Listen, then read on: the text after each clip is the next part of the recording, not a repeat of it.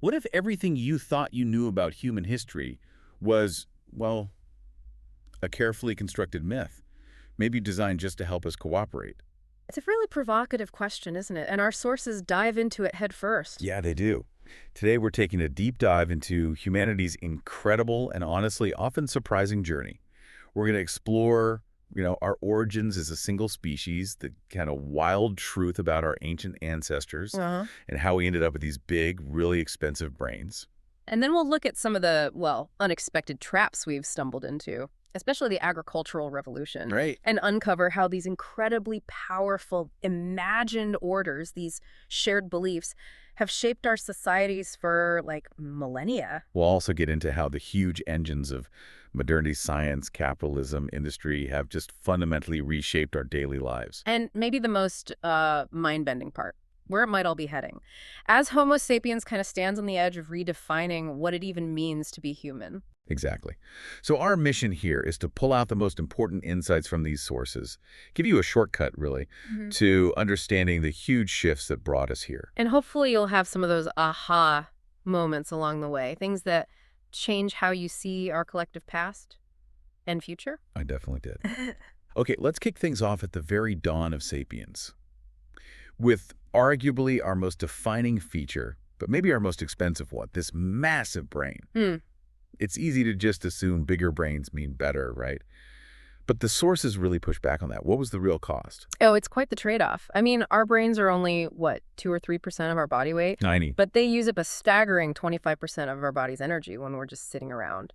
Compare that to other apes, their brains only need about 8%. Wow, 25%? Yeah. So early humans paid for these big brains in, like, two main ways. One, they had to spend way more time searching for food. Thanks, sir. And two, their muscles actually withered. They atrophied because so much energy was diverted away from, biceps and towards neurons. So basically, trading brawn for brains.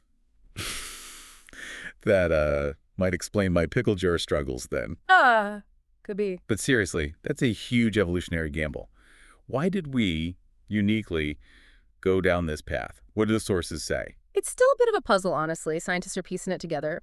But what they do agree on is that around 70,000 years ago, sapiens started moving out of East Africa, spreading pretty quickly across Eurasia. Okay. But here's the twist. Eurasia wasn't empty.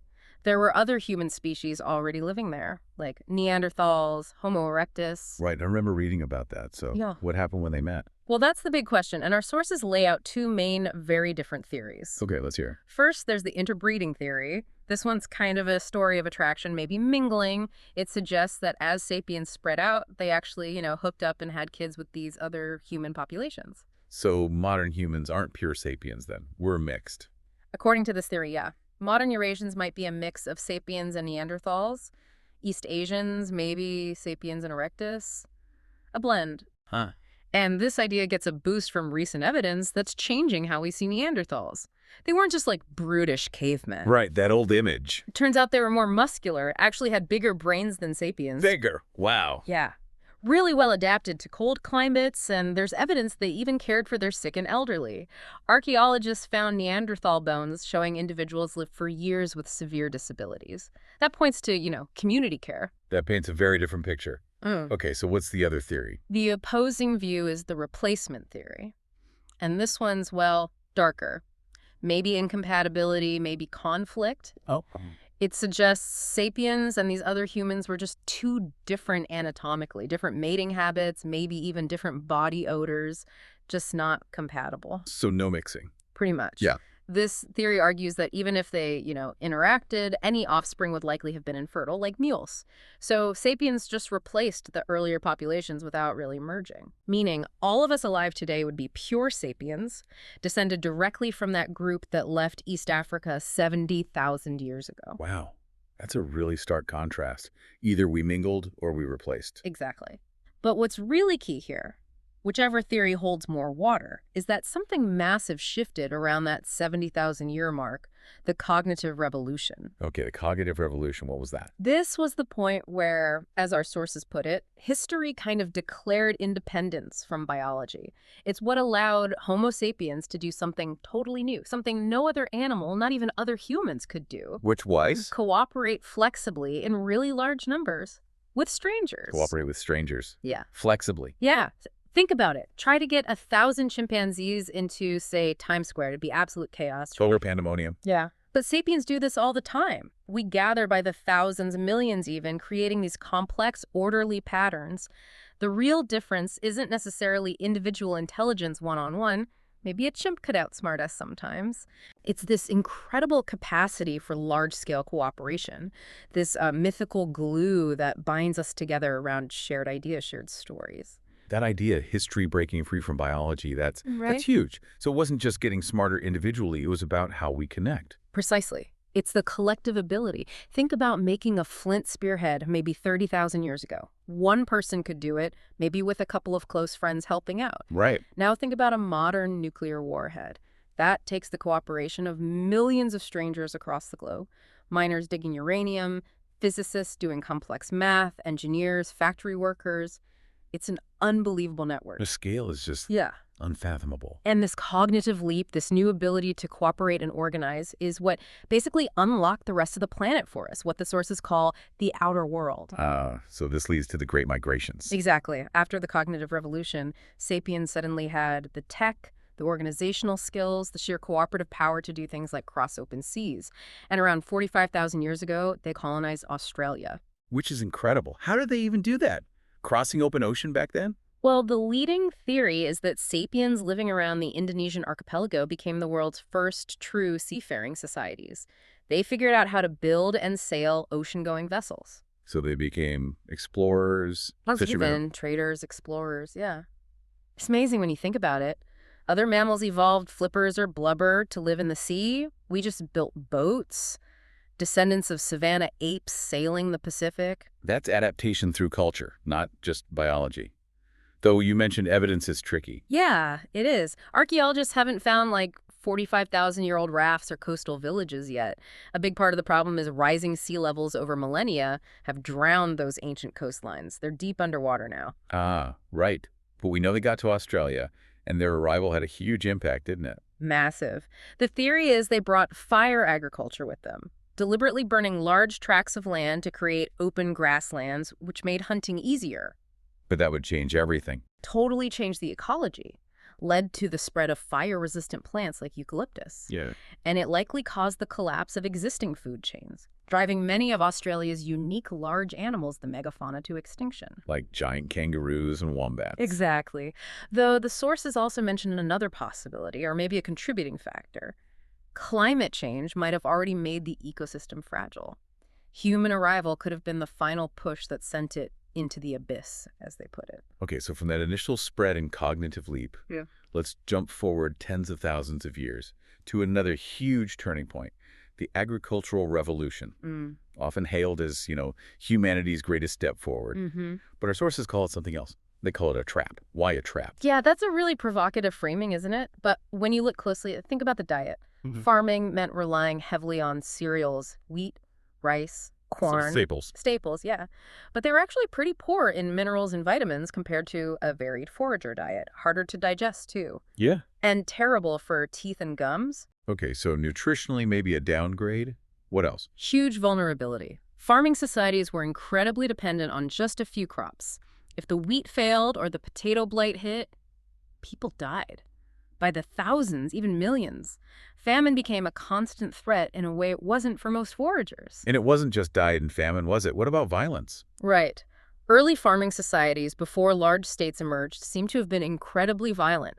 Studies suggest in simple agricultural villages, human violence might account for 15% of all deaths. 15%? Yeah, and like 25% of male deaths. There's this one tribe mentioned, the Guaranis in Ecuador, where it was apparently up to 50% of adult deaths caused by other humans. That's horrifying. It really is. It took thousands of years for larger social structures, cities, kingdoms, states to develop and bring that kind of violence under control. So, less nutritious food, more vulnerability to famine, more violence.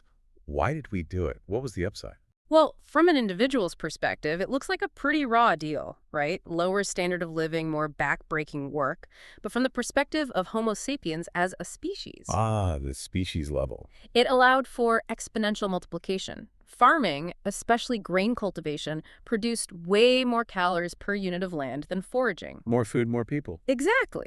More food meant more people, which meant more copies of Homo sapiens DNA getting passed on. Think about the Jericho Oasis example.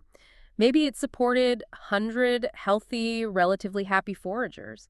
After agriculture, it supported maybe 1,000 farmers, but they were cramped, malnourished, worried about the harvest. But there are more of them. 10 times more. Evolution, it seems, doesn't really care about individual happiness. It measures success in DNA copies. That's a sobering thought. And there's that really intriguing idea about Göbekli Tepe. Oh yeah, that's fascinating. This ancient site in Turkey with massive carved pillars predates agriculture as we usually think of it. One theory is that the need to build and support this huge ceremonial center might have actually spurred the first large-scale cultivation of wheat. So religion or culture driving agriculture, not the other way around. Possibly. Needing grain not just for daily bread, but to feed the workers building the temples. It flips the usual narrative. Which brings us neatly to the next big idea, the power of imagined orders. Right. So agriculture allows for bigger populations, food surpluses, better transport, societies get larger, more complex. But how do you hold millions of strangers together? Not just through instinct, like ants. Exactly. You can't personally know millions of people. Biology doesn't give us the instincts for that kind of mass cooperation. So you need something else. You need shared myths, shared fictions, shared beliefs, these imagined constructs. Which we call Culture. Basically, yeah. This artificial instinct that allows millions to cooperate. And our understanding of culture itself has changed, hasn't it? It's not seen as static anymore. No, not at all. The older view was often of cultures being these fixed, harmonious things.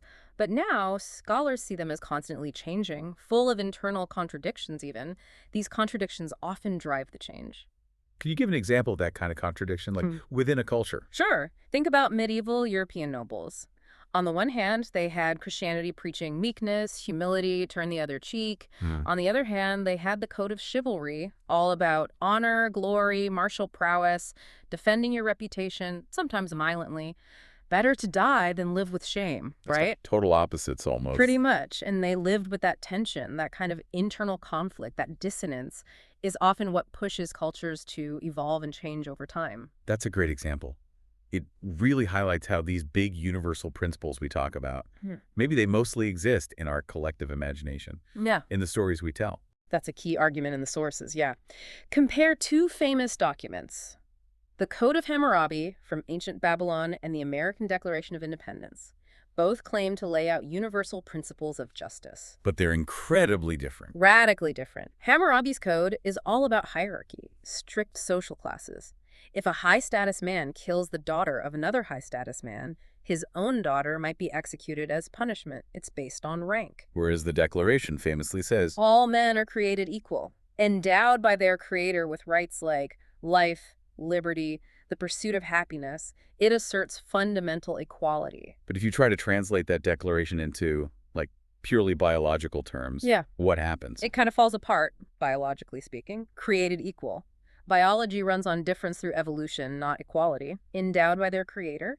Biology sees evolution as a blind process. No creator involved. You're just born. And unalienable rights. Those become mutable characteristics. Rights aren't a biological concept, and our characteristics absolutely change. Even liberty doesn't really mean anything biologically. And happiness is maybe closer to the pursuit of pleasure, a biochemical process. So these powerful statements, they're more about justifying a specific social order than describing objective reality. That's the argument. They're incredibly powerful narratives that allow large groups to cooperate by believing in the same rules, the same myths. So how do societies make sure everyone, or at least most people, actually believes in these imagined orders? How are they maintained? Well, there are a couple of key strategies. First, and this is crucial, you never admit that the order is imagined. Insist it's real. Exactly. You insist it's objective reality. It comes from the gods, or it's a law of nature. People are unequal not because some king decreed it, but because the gods made it so. People are equal not because Jefferson wrote it down, but because God or nature made them that way. Okay, deny it's fiction. What else? Second, you educate people thoroughly. From the moment they're born, the principles of the imagined order have to be woven into absolutely everything. Fairy tales, plays, songs, art, architecture, political propaganda, fashion, even food recipes. Think about how today, very wealthy people might wear jeans, which were originally working class clothes. That reflects an imagined order of equality. Whereas a medieval nobleman would never wear peasant clothes. Absolutely not. Or think about titles. Being called sir or madam used to be a rare privilege reserved for nobility. Now it's standard polite address in many places, reflecting that same ideal of equality. These small, everyday things constantly reinforce the larger shared beliefs. This really plays out starkly in historical hierarchies, doesn't it? Like the Indian caste system. Oh, absolutely. A classic example. It originated maybe 3,000 years ago, possibly, with Aryan invaders setting up a stratified society to keep power. They divided people into distinct castes. With specific roles and rules. Exactly. Each caste had its place, its occupations, its duties, and crucially, rules against mixing, especially marriage, to maintain the divisions. And how was that justified? What was the myth? It was reinforced by religious myths built around concepts of purity and impurity, ideas likely rooted in basic biological needs to avoid disease, but then elaborated into this incredibly complex social structure. It eventually solidified into thousands of jati birth groups determining everything: your job, who you could eat with, where you could live, who you could marry. And creating the untouchables at the very bottom. Right. Those who didn't fit or were excluded became outcasts, forced into the most demeaning jobs, living separately, considered literally polluting. A brutal system built entirely on an imagined order. And we see a similar, really dark pattern with American slavery and the racism that followed. Tragically, yes. Again, religious and even scientific myths were twisted to justify brutal exploitation. You had theologians claiming Africans descended from Ham, who the Bible says was cursed by Noah to servitude. And scientists. Biologists argued, completely falsely, that black people were inherently less intelligent. Doctors spread myths about them carrying diseases or being naturally polluting. Horrible justifications. And these myths became deeply embedded in the culture. They didn't just disappear when slavery was legally abolished. The economic disadvantages, the social stigma they created, this vicious, self-reinforcing cycle. So even after abolition. Right. Yeah. A black person born after 1865 still faced immense barriers. Less chance of good education, less chance of a good job, constant discrimination fueled by these ingrained prejudices.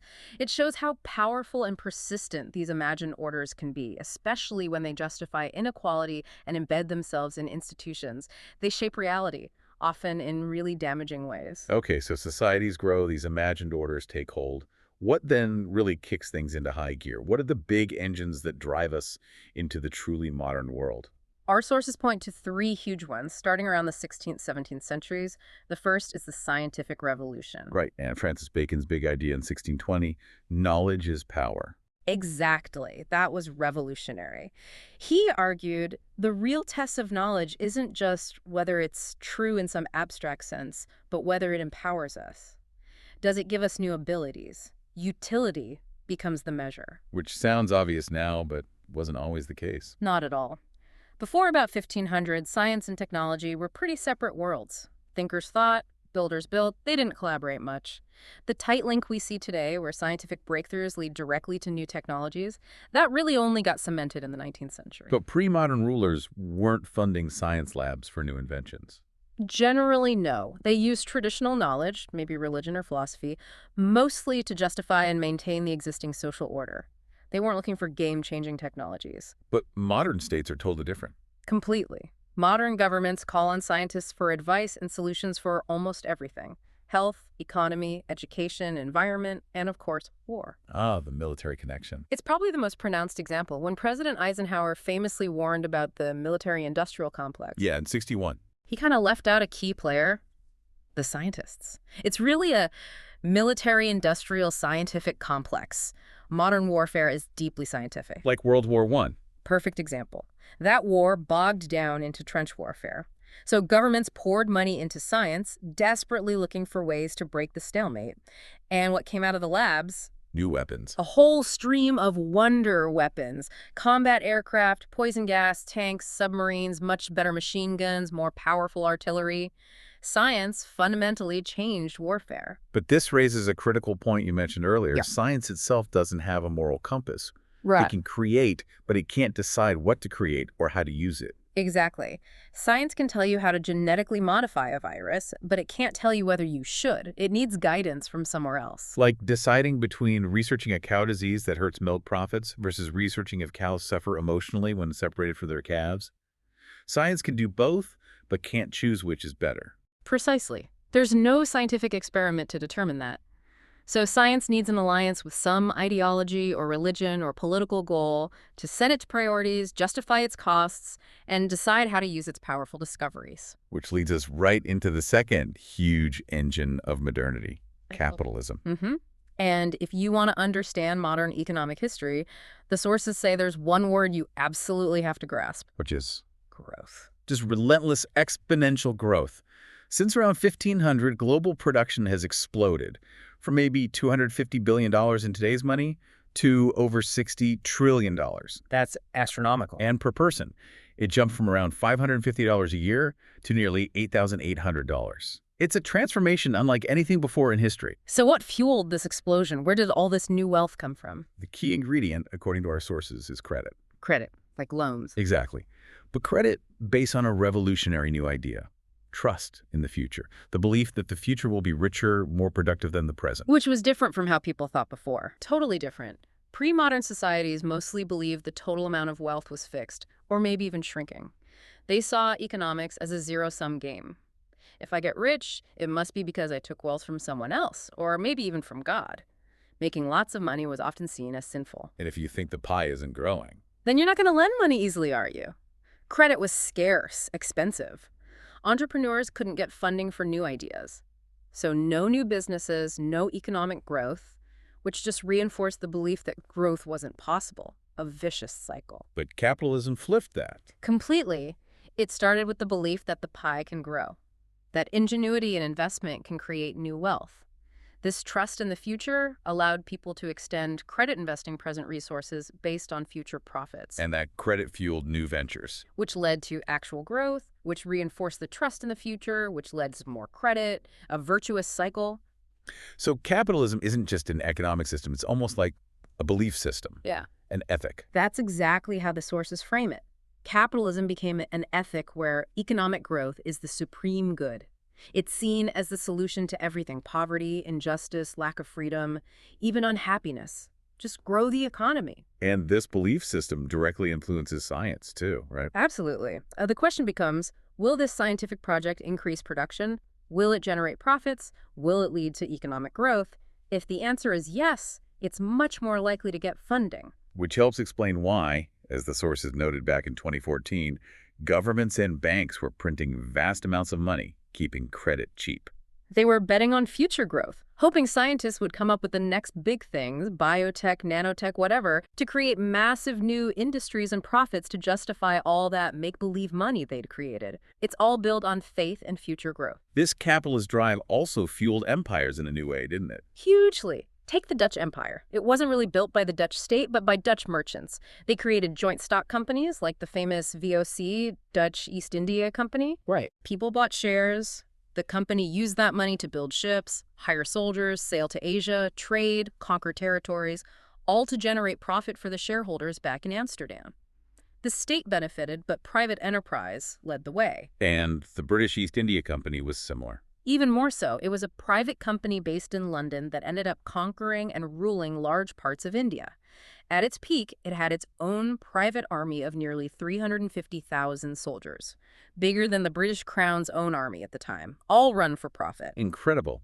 But this relentless focus on profit. Mm-hmm. There's a dark side, isn't there? The sources mention a fly in the ointment. Yeah, free market capitalism left to its own devices doesn't have a built-in mechanism to ensure profits are earned ethically or distributed fairly. Like the slave trade. A prime example. Slave trading companies were immensely profitable for their European investors, yielding steady returns like 6% a year. Capitalism didn't ask if it was moral, it just saw profit. And beyond specific atrocities, does it have a broader corrosive effect? The argument is yes. Money and markets tend to erode traditional bonds, local communities, intimate relationships, things we consider priceless human values. Everything potentially gets reduced to supply and demand, a cash price. So money creates trust, but only in itself. Kind of. It creates universal trust in money and the economic system, allowing strangers to trade easily across the globe.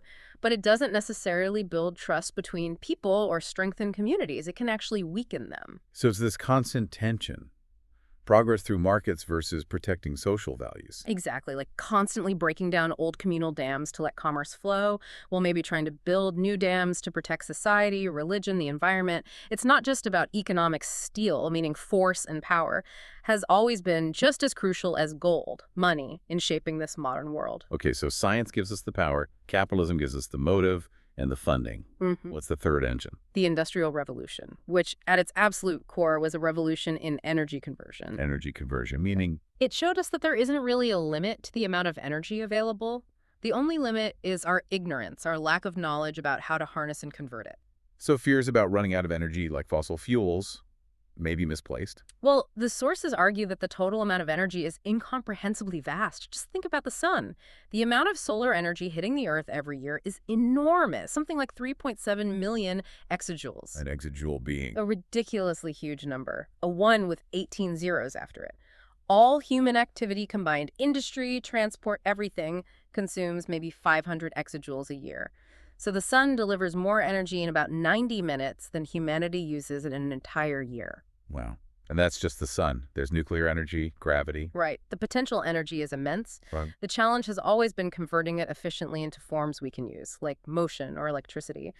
Before the Industrial Revolution, humans relied mostly on plants converting sunlight, photosynthesis, and muscle power. Very limited. Until around 1700, when this new sound started echoing in British coal mines. The chugging of the steam engine. The steam engine. Iconic. It was the breakthrough.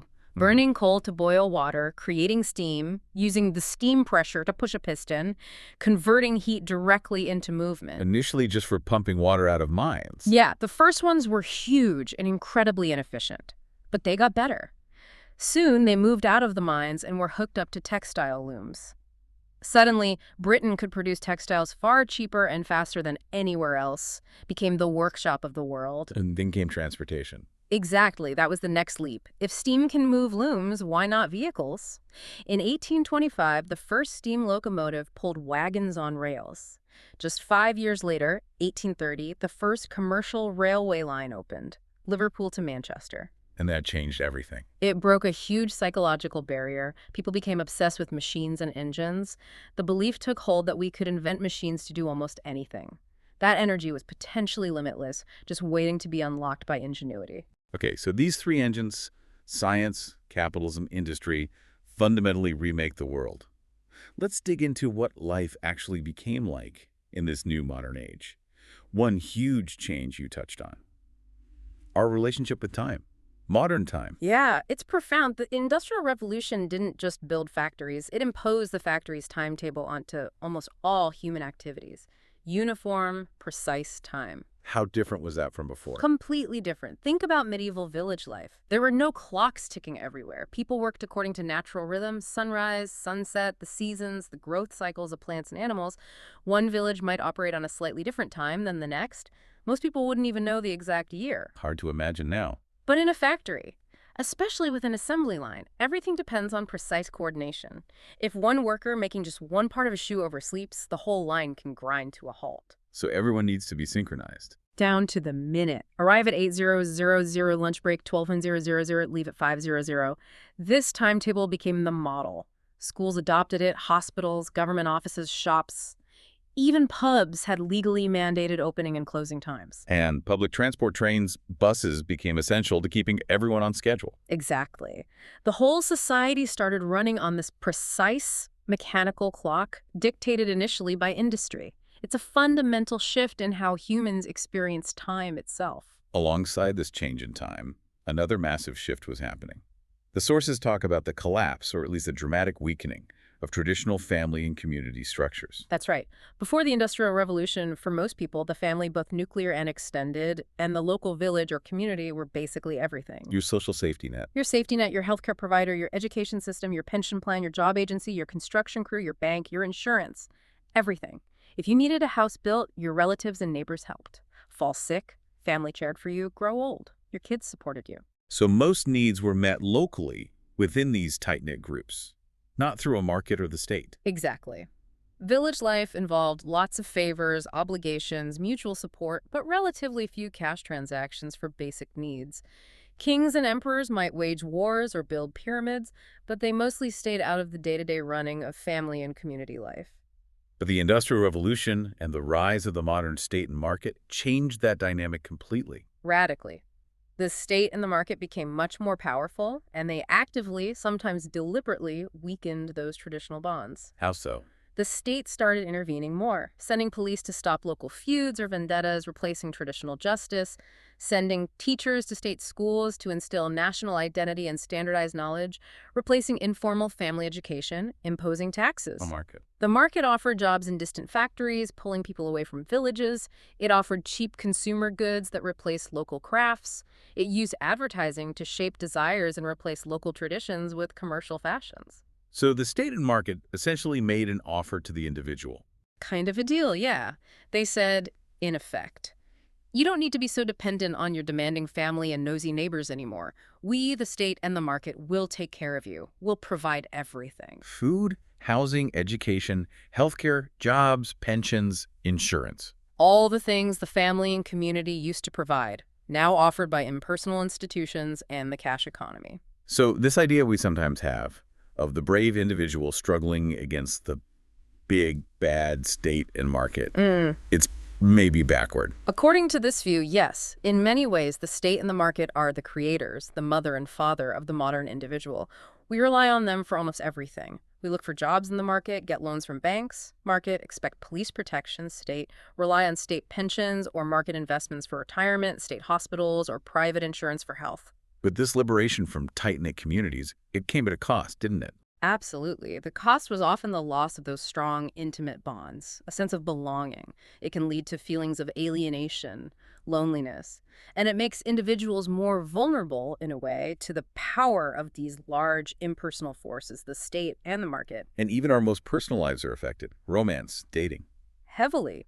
The market now plays a huge role in how people meet, court each other, even how they think about beauty and relationships. Think dating apps, the cosmetics industry, wedding planning. Functions that used to be handled by family or community are now commercialized. Okay, moving on. Here's something that really challenges the standard narrative we often hear about modern history. We think of the 20th century especially as incredibly violent world wars, genocides. The narrative of constant conflict. Right. But our sources argue something quite startling, that the period since World War II has actually been the most peaceful era in recorded human history, by a significant margin. It sounds counterintuitive, doesn't it, given the headlines, but when you look at the data on violent death rates, What does it show? it shows a dramatic decline. For instance, around the year 2000, only about 1.5% of all human deaths worldwide were due to human violence, war and crime combined. Compare that to, say, 2.25% from car accidents or 1.45% from suicide. More people died from suicide than from war and crime put together. In 2002, yes. The figures were about 873,000 suicides versus 741,000 deaths from war and violent crime combined. It's a stunning statistic. So why this unprecedented peace, especially after such a brutal start to the 20th century? What changed? Well, a big factor is simply the rise and consolidation of the modern state. States have gradually monopolized the legitimate use of violence within their borders. They crack down on local feuds, banditry, private wars between nobles. So fewer Hatfield-McCoy situations. Exactly. Compare murder rates. In medieval Europe, estimates run around 20 to 40 murders per 100,000 people per year. Today in Europe, it's closer to 1 per 100,000. Even many modern authoritarian states, while oppressive, offer citizens far more physical security from random violence than most pre-modern societies did. Think modern Brazil versus uncontacted tribes in the Amazon, where violence rates are often sky high. Okay, the state suppressed internal violence. What about wars between states? Two big things changed there. First, the price of major war went way up, especially after 1945 with nuclear weapons. Mutually assured destruction. Right. War between superpowers became potentially suicidal for everyone. It made large-scale conquest aiming for world domination basically impossible, or at least incredibly irrational. And the second thing. The profits of war went way down. Historically, wealth was often tangible stuff you could loot. Land, gold, slaves, cattle. Conquer your neighbor, take their stuff. But modern wealth isn't like that. Not so much. Today, wealth is increasingly based on knowledge, Human capital, complex technological and social systems like Silicon Valley's tech industry, or financial centers. You can't easily loot that stuff with an invading army. Bombing Silicon Valley doesn't transfer its wealth to you, it just destroys it. War became less profitable, more costly. So more peace, more material wealth. Hmm. But here's the big nagging question. Are we actually happier? Ah, the million-dollar question. And the sources suggest maybe not. Despite all the incredible improvements in health, wealth, and safety, average subjective well-being might not be significantly higher today than it was, say, in 1800. How can that be? Well, the argument is that happiness depends less on objective conditions, how much money you have, how healthy you are, and more on the gap between your objective conditions and your subjective expectations. The expectation gap. Exactly. If you expect to drive a bullock cart and you get one, you might be perfectly content. If you expect a brand new Ferrari but only get a secondhand Fiat, you feel deprived, even though the Fiat is objectively way better than the bullock cart. So as things get better, our expectations just rise to meet them, or even outpace them. Pretty much. We get that pay raise, we're happy for a bit, then we get used to it and start wanting the next raise. It's why studies show lottery winners, after an initial spike, often end up no happier than they were before. And conversely, people who suffer terrible accidents, like becoming paralyzed, often adapt and eventually report similar levels of happiness to before the accident. Our expectations adjust. It's like we're on a hedonic treadmill, running faster and faster materially, but staying in the same place happiness-wise. That's a good way to put it. And this isn't exactly news, is it? Ancient prophets, poets, philosophers, they figured this out thousands of years ago. Like the Stoics or Buddhists. Right. They understood that being satisfied with what you have is often more important for happiness than constantly striving to get more. Buddhism, for instance, argues true happiness comes not from chasing pleasant feelings, which are fleeting, but from understanding the true nature of reality and your own mind, and reducing craving. Yet despite knowing this for millennia, our modern society seemed built almost entirely on fueling desire and expectations. It seems that way. And the sources lament that this focus on subjective well-being, on individual happiness and suffering, has been massively overlooked by historians. We track GDP, population growth, battles won, but rarely ask, how did this affect how people actually felt? It's called the biggest lacuna, the biggest gap in our understanding of history. A huge blind spot. Okay, so this brings us to the final and maybe most profound section. The potential end of Homo sapiens as we know it. Yeah, this is where things get really wild. The argument is that human history, viewed over the long term, seems to be leading us towards breaking free from the limits imposed by biology altogether. We're moving from an era of natural selection to an era of intelligent design. Intelligent design. Not in the religious sense, but... No, not created by God. Designed by us. Intelligently designed by humans. For almost 4 billion years, life on Earth evolved through natural selection. Random mutations, environmental pressures. No conscious plan. Giraffes got long necks because the ones with slightly longer necks happened to reach more leaves, survive better, have more babies. No giraffe committee decided, let's aim for longer necks. Exactly. There was no intelligence directing the process. But that started to change, subtly at first, around 10,000 years ago with the agricultural revolution. How so? Humans started selecting which plants and animals to breed. Choosing the fatter chickens, the more docile cows, the wheat with the biggest grains. That was the first crack in the regime of natural selection. We started intentionally shaping other species to suit our needs. It was slow, limited by the existing genetic variation. But now... Now it's totally different. Scientists aren't just selecting traits, they're directly manipulating genes, engineering living beings in ways that natural selection could never achieve. Breaking the old biological rules with impunity. Like that glowing rabbit example. Alba. Right. A rabbit engineered with a jellyfish gene to make it glow green. That didn't happen through natural selection. That was human intelligent design. It's an eerie echo, the sources say, of ancient myths about humans creating new forms of life. And it signals that the scientific revolution might actually be the most important biological revolution since life itself first appeared. Because we're taking control of evolution. Potentially, yes. Ironically, the religious proponents of intelligent design might be wrong about the past, but they might turn out to be right about the future. Only the intelligence doing the designing will be human, not divine. Mind-blowing. Okay, so how is this replacement of natural selection by intelligent design actually happening? What forms does it take? The sources outline three main avenues. First is straightforward biological engineering. We can clues. Everything from ancient practices like castrating bulls to make them docile oxen, or castrating boys to create soprano singers, all the way to modern sex change operations using surgery and hormones. And now, things like growing that mouse with a human-shaped ear made of cattle cartilage cells on its back. That ear mouse picture is unforgettable. Isn't it? And scientists are even working on de-extinction, trying to revive extinct species like woolly mammoths, maybe by using elephant eggs and reconstructed mammoth DNA.